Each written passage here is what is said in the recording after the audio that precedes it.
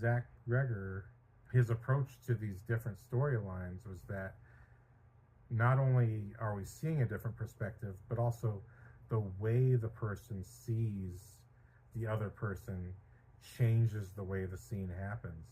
So that's something I like about the way the movie's shot, where on Justine's story, when she's at the bar and Paul comes in the door, we're following behind Justine to go hug Paul.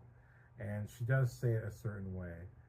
And when we see Paul's side of the same scene, and she just seems so sweet.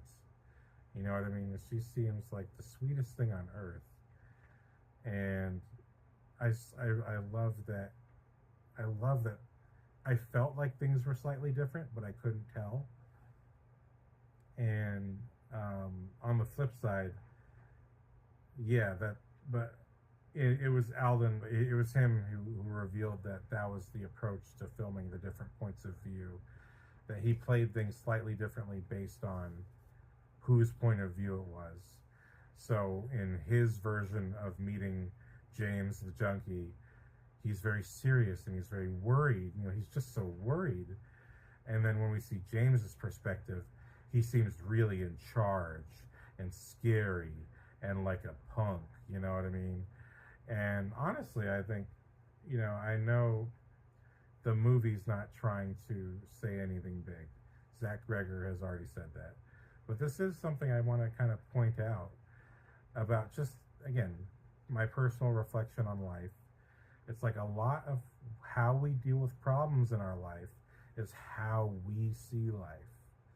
You know, if you look at how James acts, right? He's a punk, he's a liar, he acts tough, he acts like this and that.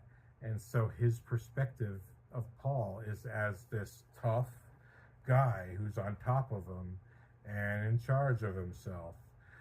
And his version of Paul is sober, right? But he's not seeing Paul for how Paul is. He's just seeing what he sees because he's a junkie and he's whacked out. To me, again, I really like that approach to the filmmaking, because in another way, I just think that's just an accurate reflection of life.